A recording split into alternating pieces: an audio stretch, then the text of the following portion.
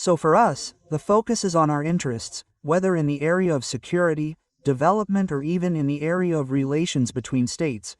But where our interests dictate that we leave, we will go back in time.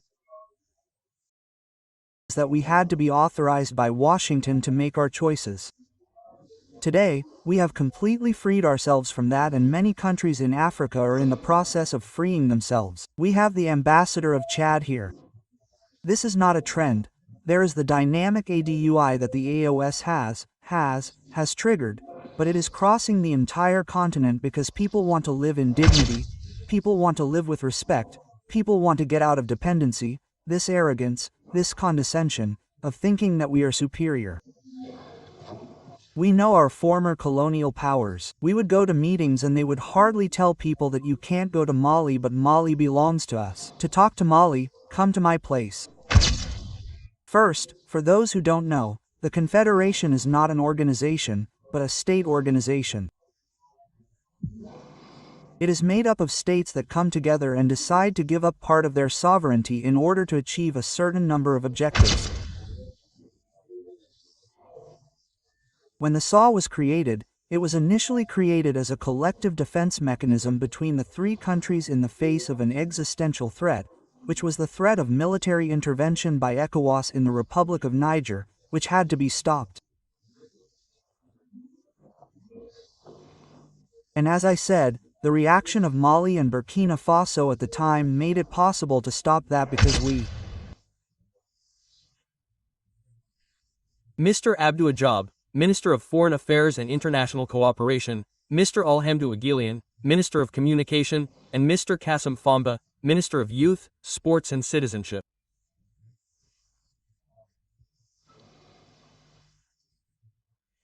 Madam Ambassador, Minister Ibrahim Ikas, thank you for coming. Ladies and gentlemen, finally, I would like to welcome you all to this first panel of the 4th edition of the Media Fair, now the unmissable event for African media professionals. For this panel, we have the honor and privilege of having 3 ministers. This deserves applause a year later. What has been done? What has not worked? And what are the prospects? This is the essence of what today's panel will be. First of all, I turn to the craftsman. Let's talk diplomacy, Minister Job. For over a year, Gal Goida, president of the Malian transition, has been chairing the AES Confederation's comics. To date, what can we credit to the Malian presidency without asking you to present us with a report? Thank you. Thank you very much, my brother Amadou C. What can we learn from the Malian presidency?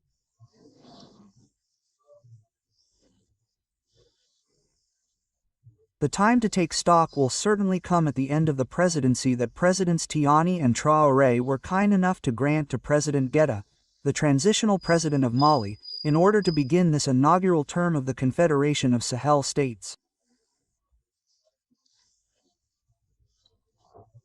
If there is a result, it can only be a result of solidarity between our countries. And the first is, as you indicated, the Luptako Gourmand Charter was signed on September 16, 2023. Then, we entered a deeper phase with the establishment of the geopolitical entity that is the Confederation of Sahel States, on July 6, 2024 in Niamey.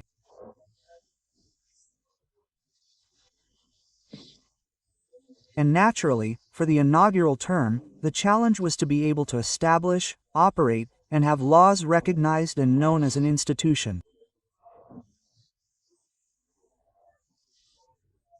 And today, if we look at it in general, you will see that the AES is still well known and that it is a reality today and that it is also taken seriously as an institution. In our opinion, the crucial element and the starting point was the security issue. The security issue in two dimensions. First, in terms of joint security management because, as you know, in Africa, everyone manages their security individually, while our partners come to help manage security on our behalf, often in their own way. So this is the first time, at least in our area, that we have had an approach of this nature, which says that when you attack one country, you attack everyone. I am certain that if we had such a mechanism in place at the African level, we would not have had the invasion of Libya because of the stance that was taken. So, in my opinion, that is an important step. The second important thing is that you see military operations on the ground, joint operations. Today, progress is being made towards establishing a unified force. Our armies are working together at an extremely advanced level of integration today. Results are being seen on the ground, and what is important to remember is that our countries are doing this based on their own resources and on a new security paradigm that allows Burkina Faso to intervene in Mali, Mali to intervene in Burkina Faso. So for me, this first start is also the start of a new paradigm, a new way of working, a new form of solidarity between our countries, and which also establishes a new vision of our relations with the outside world. I do not want to undertake an assessment at this stage, but when we look at the picture objectively, we realize that this is a serious organization that is establishing these different mechanisms, both in terms of security and diplomacy. You can see that our countries are increasingly speaking with one voice on the international stage. The most recent was at the Sustainable Development Forum in Seville. In terms of development, there are also many structuring projects in place, including the establishment of the Swiss Investment Bank by the end of the year. So, there has been significant progress, but this is only the first year, and the momentum is now underway, and more people are identifying with this momentum. I think we will probably come back to this in more detail with the other questions, but I believe that today this is an intangible and certainly unavoidable reality in West Africa. But before that, I turn to Minister Diop.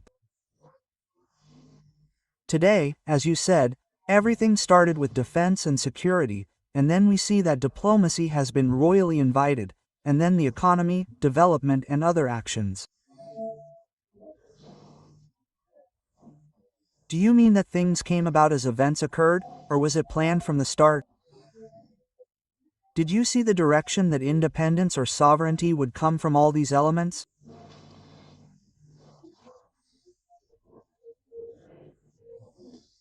I need to put things into context because when the SAW was created, it was initially created as a collective defense mechanism between the three countries in the face of an existential threat, which was the threat of military intervention by ECOWAS in the Republic of Niger, which had to be stopped.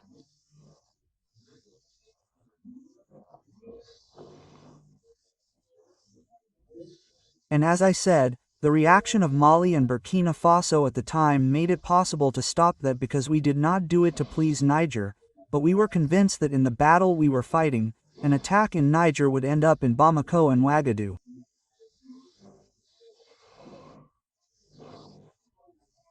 It's obvious, even if it didn't happen there, but a country like Niger that has fought for nearly 10 years against terrorist groups and so on, but you come and attack a regularly established army, but it's to have the free movement of terrorist groups in our space. So we also did it for ourselves. I think that was the first step in being able to stop that. But, from there, we actually start from the observation that Liptako Gourma itself has always been a fairly homogeneous geographical and geocultural entity, for years, and that we had to pool our efforts, because the charter itself provided precisely that we could fight together against terrorism and against all forms of threat linked to insecurity. So, that's where we started, that we had to stop this threat first and start with the security aspect. Then, we moved from this collective defense mechanism, now, to the confederal stage, which means that the Confederation, for those who don't know, is not an organization, but a state organization. It's states that come together and decide to give up part of their sovereignty to achieve a certain number of objectives. And of course, security, that had to be consolidated.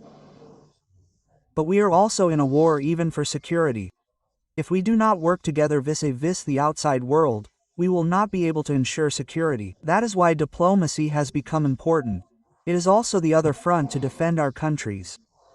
And we will not be able to achieve either diplomacy or security if there is no cohesion between our populations, if our economies are not linked, if we do not create economic development. In our countries in Madani, we must understand that our countries do not have the choice to do things in a sequence of, well, let's do security when we finish this, we will do diplomacy, when we finish, we will develop. No, we must both walk and run, unfortunately.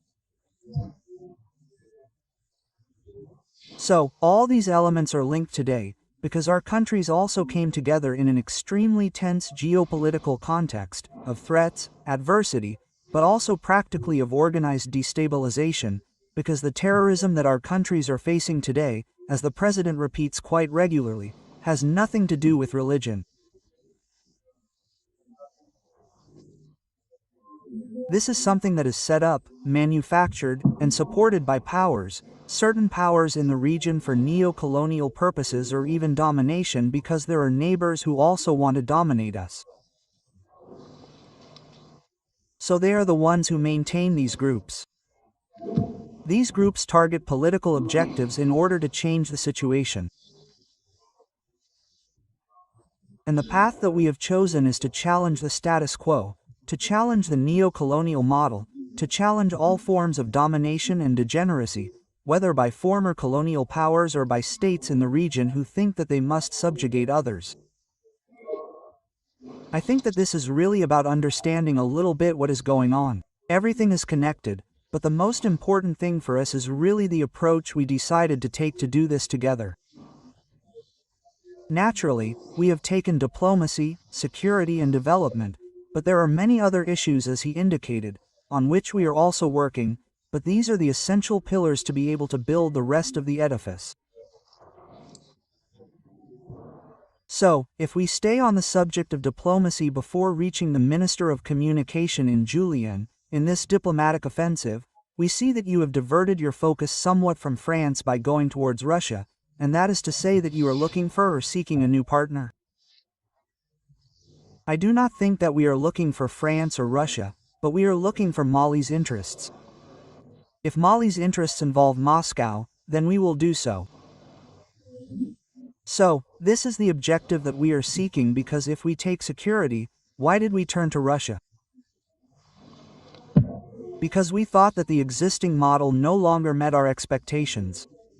It was a model that reinforced dependency, if we only consider security, that did not train our people, that did not put Mali, in a position to ensure its security. And even with our resources, we were given the opportunity to acquire equipment and we could get this equipment from Russia. That is why we went there today with China, with others. So for us, the focus is on our interests, whether in the area of security, in the area of development or even in the area of relations between states. But where our interests dictate that we will go back in time. What we are told is that we had to be authorized by Washington to make these choices. Today, we have completely freed ourselves from that and many countries in Africa are in the process of freeing themselves. We have the ambassador of Chad here. This is not a trend. There is but today the momentum that the AOS has triggered is crossing the entire continent, because people want to live in dignity, people want to live with respect, people want to get out of dependency, out of this arrogance, out of this condescension of thinking that we are superior to each other. But we know our former colonial powers. We would go to meetings and they would tell people, you can't go to Mali, but Mali belongs to us. To talk to Mali, come to my place first. So that's the cord that the AOS has cut. Now we just need to regain our self-confidence to be able to move forward. And as he said, it's in the mind. First of all, colonization and everything we're talking about is bad. Today, people are no longer afraid, people are taking responsibility. Now, we need to have self-confidence. But who would have thought that Mali could have survived an 8-month embargo? No one. But the day the embargo was decided, people were distraught, but people came together, they pulled themselves together, we got through it when we created but people said it was a joke. Some heads of state even said it was a ghost, but today these ghosts keep them awake at night. There you go, thank you.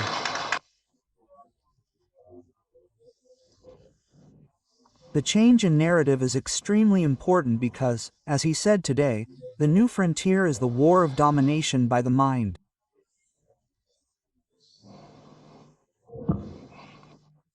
In the past, they had to send soldiers and others to colonize us. Today, they don't need them with the means of communication, the means of intelligence, the libraries. They can sit in Paris or Washington and they will make us act and think exactly as they want. So if we want to reclaim our countries, it's not just through our resources, it's first through mind control and narrative control.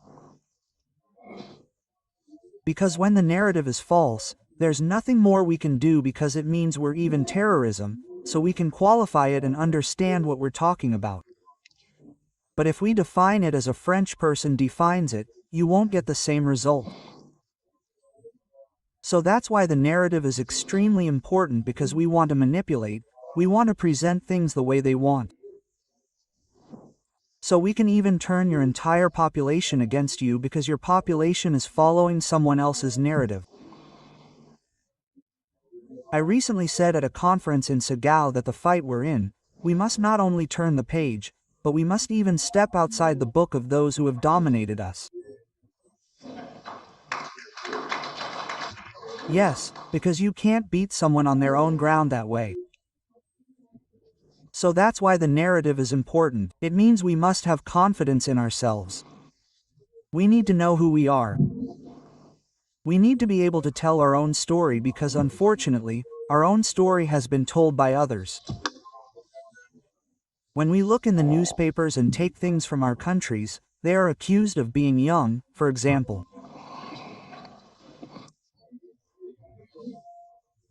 I myself have often been sitting on a television station and given an interview with a foreign television station, but one that is quite friendly. But when I come in, I sit down and they talk about young Malians like that. It means that even though they are sympathetic to our cause, they do not realize that they are doing this. And we even had to contact them and we realized that people are taking AFP dispatches and they are republicanizing.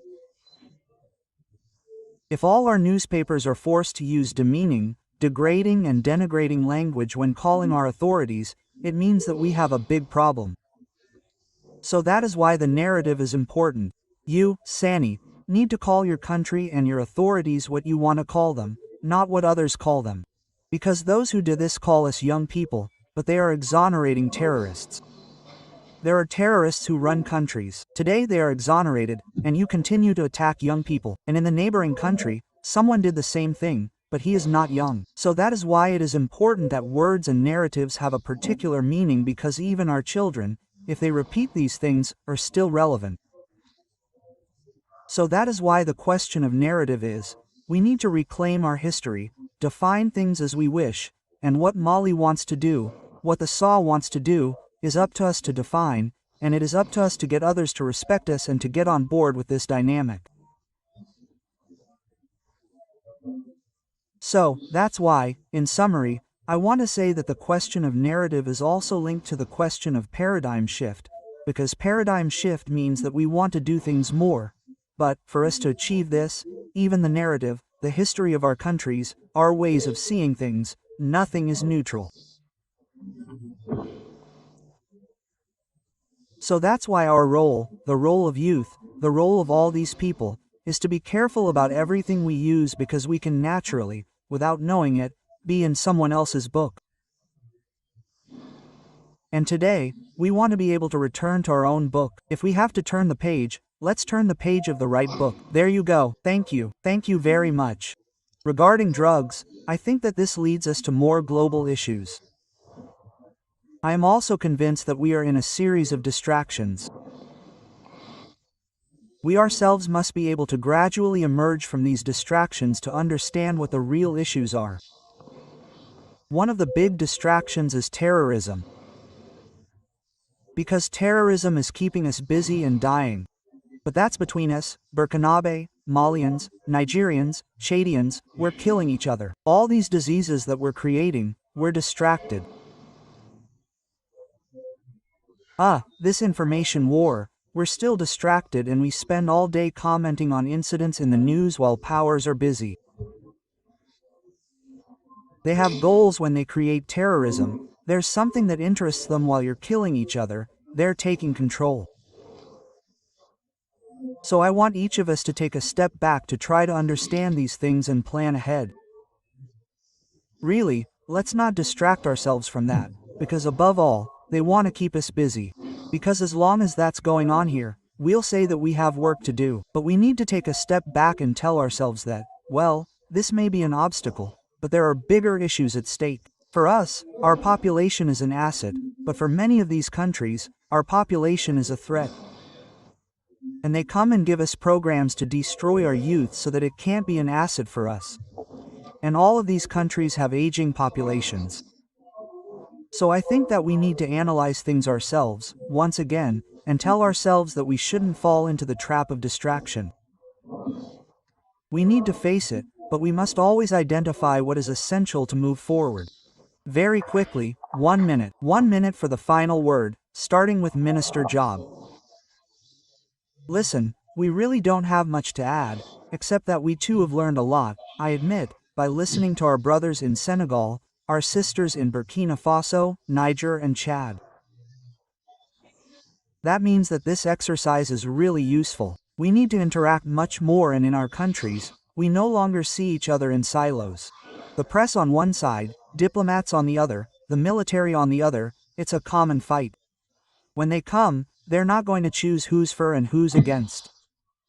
I think it's important for us to feel involved, to talk, and once again, what I explained to people, yes, we need to support the press, certainly financially by creating our media, by doing many of the things that have been said. We also come because we think that giving our time, our presence to the press is also important, that we are there.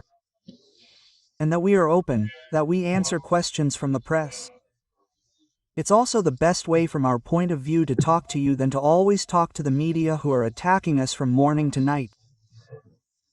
So I really wanted to congratulate you on this opportunity, to reiterate the commitment of the highest authorities to work with you in mutual respect but in the defense of our countries, because that is what is most important. Thank you very much, Mr.